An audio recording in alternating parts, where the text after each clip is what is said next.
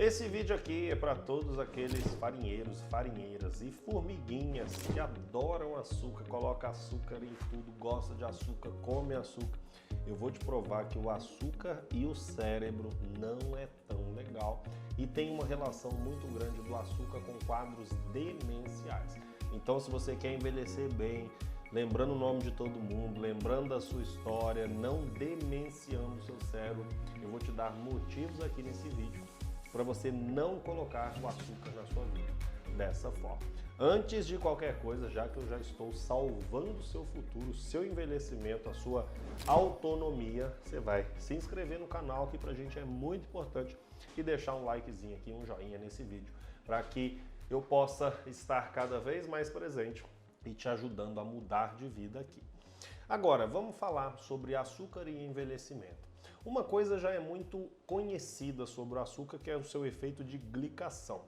Por que um paciente diabético ele tem problema, né? Por que ele tem problema na retina? Por que ele tem problema nos rins? Por que ele tem problema nos vasos? A gente já conhece isso, né? A retinopatia, a nefropatia, a vasculopatia, tudo isso a gente já conhece. Porque a glicose, para que você entenda, a glicose é uma molécula grande, é uma molécula osmótica. Então, quando ela passa nos vasos pequenininhos, ela lesa. Então, o vaso da retina, ela lesa a retina. O vaso lá do pezinho, ela lesa isso. O rim, que parece uma peneira, ela vai lesando, né? E ela vai fazendo essas nefropatias. E ela também vai glicando. O que é glicando? Provavelmente, em algum momento da sua vida, você fez um exame chamado hemoglobina glicada. O que significa esse exame? Significa que a sua glicose gruda nas coisas. Então, se você tem uma hemoglobina que ela está grudada por várias coisas, ela está sendo glicada, ela está sendo grudada de açúcar pelo excesso de açúcar no seu corpo. Por isso que a gente usa esse exame como um parâmetro para o paciente diabético. Se está muito alto, tem muito açúcar disponível. Agora, o seu cérebro, ele tem uma coisa muito legal e é importante você entender isso. O seu cérebro, ele não depende da insulina para funcionar. A gente já sabe da insulina, da resistência à insulina e tudo mais, mas o seu cérebro ele tem a capacidade de pegar o açúcar de uma forma muito rápida. Os neurônios têm capacidade de pegar esse açúcar de uma forma muito rápida. Exatamente por isso, quando você come, você já deu açúcar para a criança, dá um docinho para uma criança, dá um suquinho para uma criança, você vê como ela fica extremamente excitada, né? Ela fica agitada, ela fica às vezes até agressiva, porque é tão rápido esse efeito que ela começa a ficar agitada. Porém, novos estudos vêm mostrando que o cérebro tem a presença de insulina. E aí você fala assim, por que o cérebro vai usar insulina se o neurônio não precisa de insulina para que a glicose entre nele? Isso é uma informação muito importante. Se você já entendeu o que é a resistência à insulina, você vai trazer esse conceito lá para o cérebro.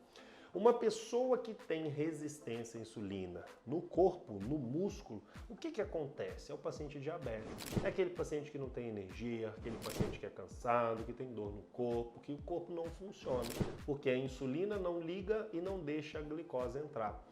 Porém, as novas pesquisas e estudos mostram que a insulina no cérebro ela está relacionada à neuroplasticidade.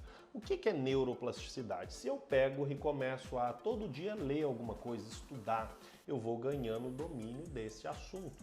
Se todos os dias eu vou fazer uma arte marcial, eu vou aprender. Então a neuroplasticidade é quando você submete o seu cérebro a novas experiências, ele se adapta àquilo, ele aprende. São sinapses, né? Os nossos neurônios, eles se comunicam com vários outros neurônios. Então, quanto mais você estimula o seu cérebro, mais ele tem relação. Agora, se você é uma pessoa que consome muito açúcar, a resistência à insulina do seu músculo também causa no cérebro. E a insulina, nesse caso, ela tem uma relação com a neuroplasticidade.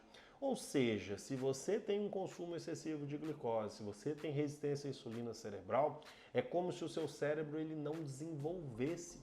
E não é à toa que provavelmente você já percebeu que a mesma pessoa diabética ou a mesma pessoa que consome muito açúcar, ela tem muito quadro de depressão, ela tem muito quadro de ansiedade. É uma pessoa que mentalmente parece que ela fica estagnada. Você vai ver a pessoa, às vezes ela tá lá na mesma coisa, falando a mesma coisa, pensando as mesmas coisas. São pessoas que às vezes elas não estão desenvolvendo. E se você for comparar isso aí com quadros demenciais, o Alzheimer, hoje a gente denomina o Alzheimer de diabetes tipo 3, tamanha relação com a glicose e com a resistência à insulina. Então, o que eu quero que você entenda neste vídeo? Primeira coisa, se você consome muito açúcar, você vai fazer mal para o seu corpo, porque o açúcar gruda. Segunda coisa, se você consome muito açúcar e tem resistência à insulina, você vai diminuir a neuroplasticidade, você vai diminuir a sua inteligência, o seu aprendizado, o seu neurodesenvolvimento. Por que o jejum faz tão bem para o cérebro? Porque quando você faz jejum, o seu corpo ele funciona através das gorduras. Gordura no cérebro faz muito bem. Por isso que você fica mais rápido, você fica mais reativo, mas a glicose é importante para o cérebro também. Por isso que a melhor dieta para você é períodos de jejum e períodos onde você coloca o carboidrato. Porque aí você abaixa o jejum e nos períodos onde você coloca o carboidrato, você tem um melhor funcionamento dessa insulina, promovendo maior desenvolvimento cerebral, maior inteligência, maior aprendizado, cognição, raciocínio. Por isso, gente, quer ter uma saúde, quer evitar demência, quer evitar problema, faça jejum, que é onde o seu corpo vai funcionar através da gordura, e consuma bons carboidratos. Se você consome carboidrato de forma excessiva, farinha, açúcar, fast food, você vai impregnar o seu cérebro e vai atrofiar esse cérebro do desenvolvimento, exatamente pela resistência à insulina causada lá pelo consumo excessivo de açúcar.